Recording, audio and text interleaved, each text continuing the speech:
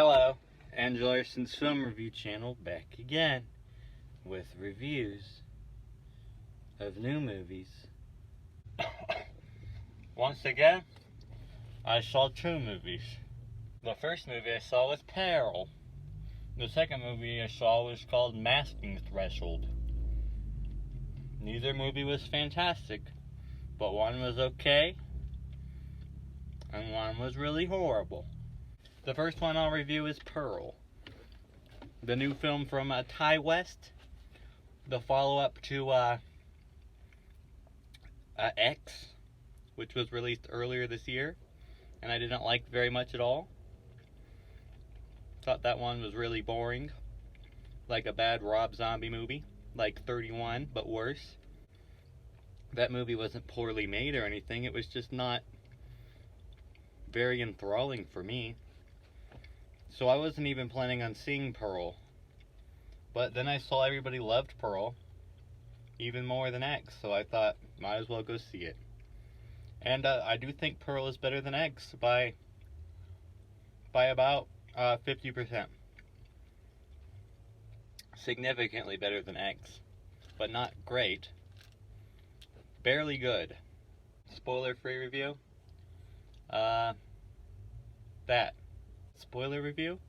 X was like a grindhouse kind of movie, and Pearl is more like an old Hollywood kind of movie, like a Wizard of Oz kind of thing. And that is just inherently less derivative than making another 1970s grindhouse kind of movie. In this movie, Pearl is a lot funner to watch for me. I think she was an interesting character. And I relate to the character. But as far as the movie being a horror movie, and being a good one, not many kills. It's a light drama with some horror elements that is perfunctory. Well made, but not enlightening or memorable. And I'm interested in seeing the third part, Maxine, with 3 X's. If Maxine is as much better than Pearl as Pearl is than X, then there's a chance that I might really like it. I am not a Ty West hater by any means. I've seen The House of the Devil, The Innkeepers, The Sacrament, Valley of Violence. My favorite of those movies by far is The Innkeepers. I think that movie's great. I love that movie. I like The House of the Devil just fine. The Sacrament's good for what it is, mediocre. Same for Valley of Violence. And X, well, I was pretty surprised by how much I didn't like X. Pearl is more in line with the rest of them besides The Innkeepers. Not sure if he'll ever make a movie that I like as much as The Innkeepers. I'll keep watching his movies, especially if they aren't related to X. I'm not a big fan of the X cinematic universe, and I hope it ends with the third part. Alright, next movie. I saw another Tryhard edgelord horror movie from an indie filmmaker, Masking Threshold. This movie's really bad, really horrible. And it's a lot like a movie I saw earlier this year that a lot of people probably haven't seen, called We're All Going to the World's Fair. Also, to be honest, it's quite a bit like Marcel the Shell with Shoes On, if Marcel was like Elliot Rodgers. Spoiler-free review. It's not a very shocking horror movie, but it's kind of a funny mockumentary with some social satire that I didn't appreciate. More parody than satire, but I don't know. If you weren't me, you might like it, and it's an interesting movie. It's about a guy with tinnitus who takes some time off work to lock himself in his home and experiment to find the source of his tinnitus, because all the medical professionals say that he doesn't really have tinnitus because he has no obvious physical cause of the tinnitus. He's trying to prove to the doctors that he has it, and he's also trying to figure out what makes it happen. And the scientific, scientific method parts of the movie where he's like experimenting and he's like an amateur scientist, those are fun. I compare it to We're All Going to the World's Fair because it's very social media adjacent.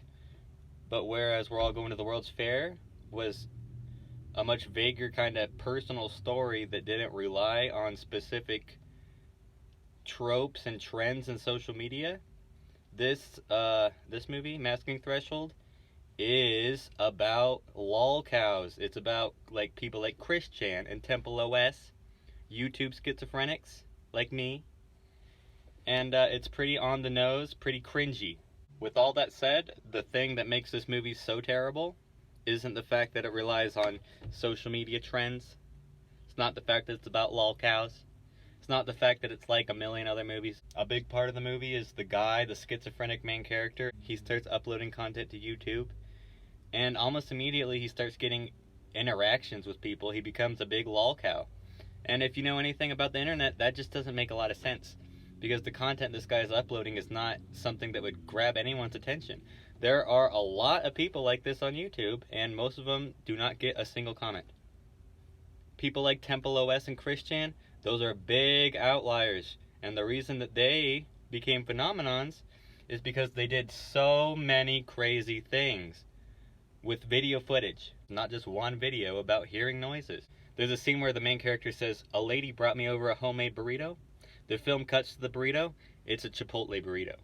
It's a Chipotle burrito. It's not a homemade burrito. That also took me out of the movie. It's full of little things like that that just suck. This movie is aimed at people who have a very cursory knowledge of the internet and social media. Maybe people who spend 10 minutes on social media a day, not millions and thousands, staring at everyone, studying everyone, making sure I understand everything everyone does. Beneath everything, there's like some kind of QAnon commentary. Like, I think the most you could get from this movie is that it's like a study of how an average person could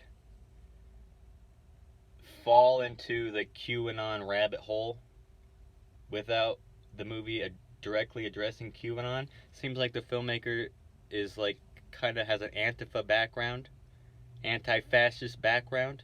It's the kind of movie he wants to make, a movie about conspiracy theories and schizophrenia, but he just doesn't seem to have the deep understanding that you would need to make an affecting piece.